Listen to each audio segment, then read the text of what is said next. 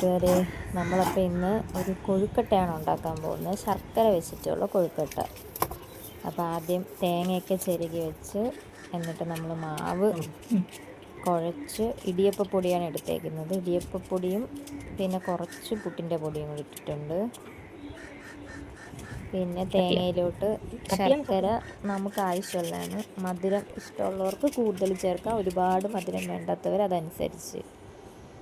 പിന്നെ കുറച്ച് ഏലക്ക, ഇത് ഓപ്ഷണലാണ്. ഏലക്കയുടെ ഫ്ലേവർ ഇഷ്ടമില്ലാത്തവർ ഇത് ചേർക്കണ്ട. അപ്പോൾ നമ്മൾ കുറച്ച് ഏലക്കാപ്പൊടി ഇട്ട്, എന്നിട്ട് അത് നന്നായിട്ടൊന്ന് കുഴച്ച് വെച്ച്, എന്നിട്ട് അത് കഴിഞ്ഞ് നമ്മൾ ആ മാവ് കുഴച്ച് വെച്ചേക്കുന്നത് ഉരുട്ടി അതിനകത്താണ് ഈ ഫില്ലിങ്സ് വയ്ക്കുന്നത്. എല്ലാവർക്കും ഉണ്ടാക്കാൻ അറിയാവുന്ന തന്നെ. പിന്നെ നമ്മളിവിടെ ഉണ്ടാക്കിയപ്പോൾ ഞാൻ വിചാരിച്ചു എന്നാൽ അതൊരു വീഡിയോ ആക്കാം. അങ്ങനെ കുഴച്ച് നമ്മൾ ഉരുട്ടി സെറ്റാക്കി. മാവിൻ്റെ ആ ഒരു പരുവം ശ്രദ്ധിച്ചോളണം, ഒരുപാട് വെള്ളം ആവരുതെങ്കിൽ നമുക്കത് ഈ ഒരു പരുവത്തിൽ ഉരുട്ടിയെടുക്കാൻ പറ്റൂല.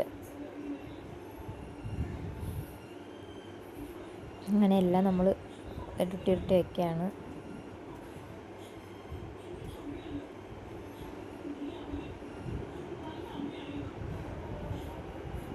എന്നിട്ട് ഇഡ്ഡലി പാത്രത്തിലാണ് നമ്മളത് വേവിക്കുന്നത്. ആവി കയറ്റിയെടുക്കും. സൈസൊക്കെ നമ്മുടെ ഇഷ്ടത്തിന്, ഇതിനെക്കാട്ടിയും വലുതായിട്ട് ഉണ്ടാക്കണവരും ഉണ്ട്. നമ്മൾ കുഞ്ഞു കുഞ്ഞു കൊഴുക്കട്ടയൊക്കെയാണ് എടുത്തത്. അങ്ങനെ എല്ലാം സെറ്റ് ചെയ്ത് മാവും ശർക്കരയും ഒക്കെ തീർത്ത്, എന്നിട്ട് നമ്മൾ നേരെ അടുപ്പിലോട്ടങ്ങ് വെച്ച് ഒരു 20 മിനിറ്റൊക്കെ ആകുമ്പോഴത്തേക്കും അത് വേവും. അപ്പം എന്താ നമ്മൾ തുറന്ന് നോക്കി, നല്ല ആവിയൊക്കെ വരികയാണ്.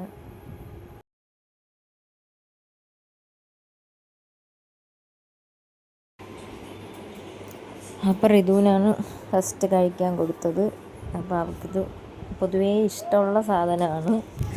എന്നാണ് ഇത്ര ഇൻട്രസ്റ്റ് ആയിട്ടിരുന്ന് കഴിക്കണത്. അങ്ങനെ ഇത് അമ്മയാണ് ഉണ്ടാക്കിയത്, ഞാൻ വീഡിയോ എടുത്ത് സഹായിച്ചു കൊടുത്ത്. അപ്പം ഋതു പറയാണ്, സ്കൂളിൽ നിന്ന് വരുമ്പോൾ ഋതുവിന് ഇതുപോലെയൊക്കെ ഉണ്ടാക്കി തരുമോ അമ്മ? ഞാൻ പറഞ്ഞു അതെല്ലാം അമ്മ ഉണ്ടാക്കി തരും.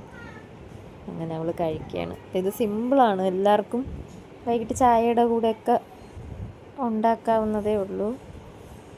അപ്പോൾ ഇനി അടുത്തൊരു വീഡിയോ ആയിട്ട് വരാം. അപ്പോൾ എല്ലാവരും ഇഷ്ടപ്പെട്ടെങ്കിൽ ചാനലൊന്ന് സബ്സ്ക്രൈബ് ചെയ്ത് സപ്പോർട്ട് ചെയ്യണം. Okay, bye.